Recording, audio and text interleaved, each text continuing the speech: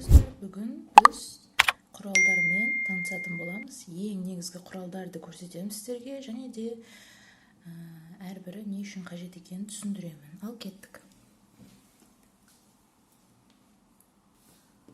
Бұл бізде бұны негізі көбінесе бакарез деп атайды. Бакарез. Аты айтып тұрғандай шеткі жақтарды кеседі, керек емес жерлерді. Мен қазір сіздерге мысалға көрсетем. Мынау бізде пин. Бұл пинді бұлай жақсы кеседі. Байқасаңыздар, міне. Бірақ бұл менің ең бірінші құралым болып табылады. Ең басында қолданылған. Жаман деп айта алмаймын оны. Бұған 8 жылдай болды шамамен. Біраздан кейін мен қолданып бастағаннан кейін бұлай нелері шығып кететін болды кішкене.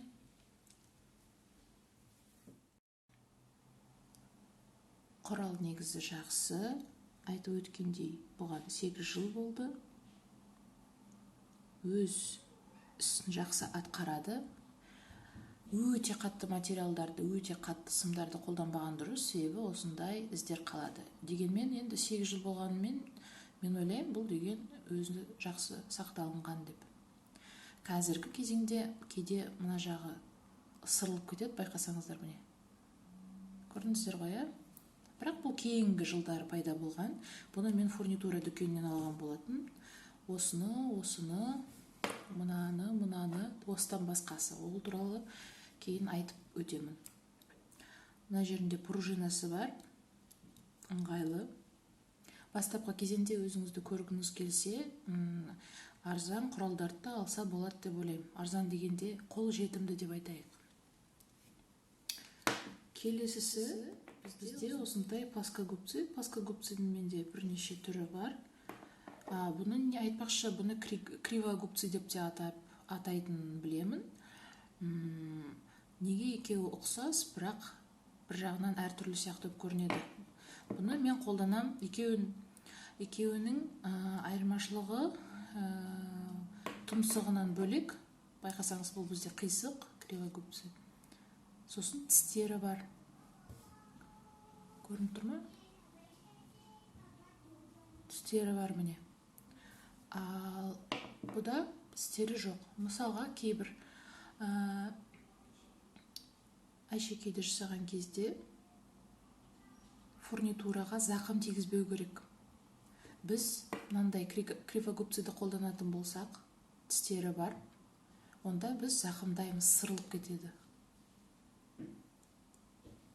Ал осындаймен қолдансақ, онда ешқандай әшекейді бұзып үлгермейміз. Кривогубцыйдың сізде мысалға мынандай орысша айтқанда зазубриналарсыз болса, онда мүмкін алсаңыз болады, біреуін зазубринамен, біреуін зазубринасыз. Мен әзірге өзім көрмедім ондайды. Міне, мына плоскогубцыйды міне қараңыз.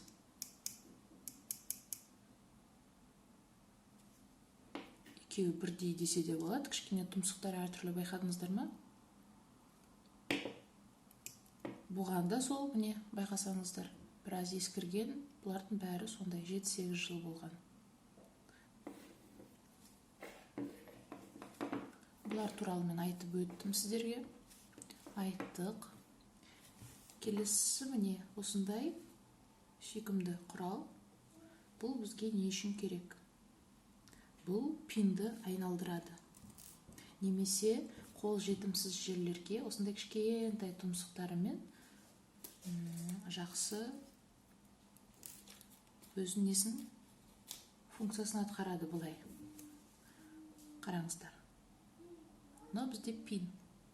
Мынау петелька деп аталады, мына жағы. Біз тура сондайын жасасақ болады. Мен жай былай көрсетіп жатырмын сіздерге. Немесе бұлай айналдырсақ болады. Кетті.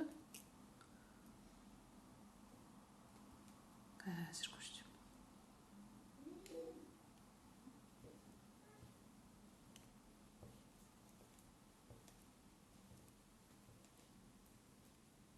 көрдіңіздер ма?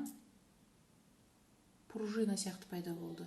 Негізі осылай немесе әрбір дөңгелек чемберді кесіп жасайтын болсақ, бұл бізде тағы бір фурнитураның түрі болып есептелінеді.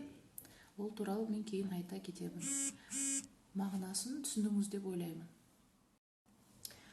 Тұмсығына қарасаңыз, біркелкі емес, әртүрлі диаметрмен келген, әртүрлі радиуспен. Бұл нені білдіреді? Бұндай круглогубцы деп атайды ау деймін. Бұны біз қолданған кезде біз ойлаймыз, мысалға, қандай өлшемде жасауымыз керек деп. Мысалға, тура осындай жасағымыз келсе, мына шетіне пиннің, онда біз былай өлшеп аламыз. Көрдіңіздер ма? Келесісін бұраған кезде мына жақты біз тура осындай өлшемде былай аламыз сонда. Былай алып, былай айналдырамыз. Былай. Сонда ол бірдей болып шығады. Көрдіңіздер ғой? Бірдей екеуі. Бірдей өлшемде. Ал одан үлкен қажет болатын болса, онда біз одан да үлкен аламыз. Үлкен деген ол мына жақ қалың жері. Онда ол мынандай болып шығады. Түсініңіздер ғой, ең қалыны бұл жерде ол мынау. Міне, мынау ең қалыны. Сөйтіп былай өзіңіз қарастыра аласыздар.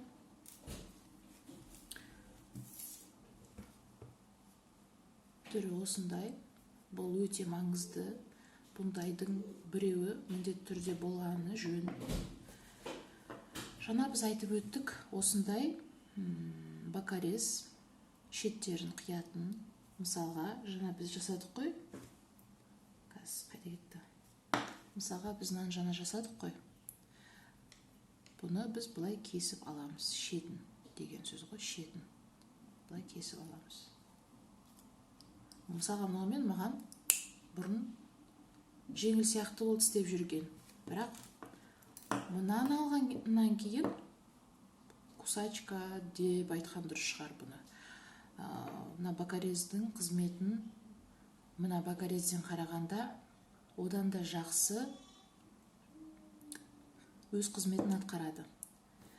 Мынада кішкене байқасаңыздар, профильден бұл бізде қалыңдау, мынау жіңішке. Соның арқасында біз тіпті бұрын жете алмаған жерге, міне мысалға, мына шетін көріп тұрсыздар ғой, мына шетіне дейін біз бүйтіп ала аламыз былай.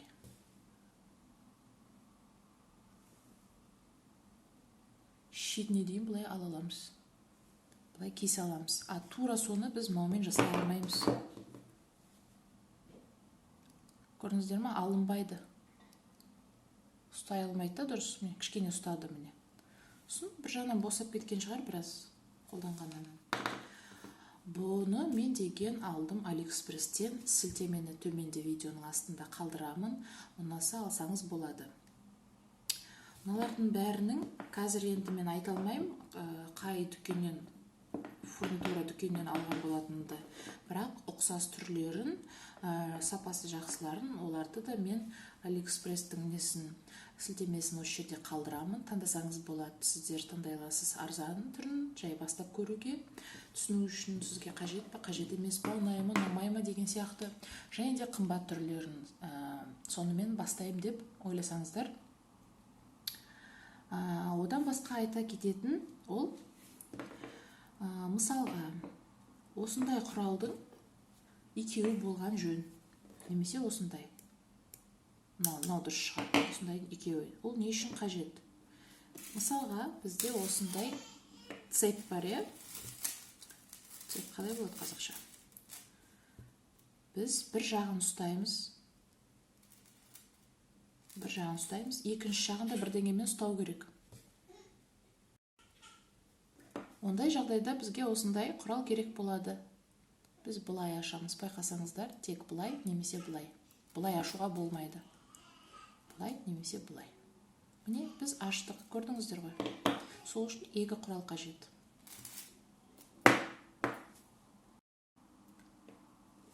Біз осылай екі құралмен осылай ашып бір буынын алдық, жаңа ғана.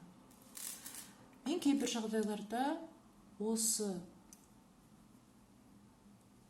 құралды аламын да осымен екеуін бірге қосып ашамын буындарын. Бұл осындай цептерге жақсы кішігірім ашуға келеді да, бірақ бәрібір де мына құралмен ыңғайсыз бұны ашқан. Дұрыстай алмайсың, жіңішке да. О жағынан осындай құралдар жақсы. Міне ашылды, тез ашылды.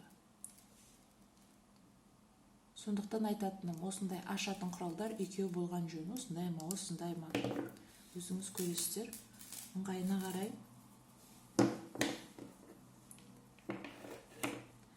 Және де ең маңызды нәрсе ол осындай құралдарды сақтайтын орын. Әр шеберде өзінің сақтайтын жері бар. Мен оны осындай кішкентай сумка деп атаса қалай болады. Осындай пенал деп айта алмайсың. Осындайдың ішіне салып қоямын. Іші жұмсақ, сырылмайды. Бәрі орында. Балалардан сақтайсын, ұстамайды ешқайсысы. Көрдіңіздер ме? Бәрі осының ішінде сақталынған. Жинап қоямды осылай. Жауып қоям. Болды.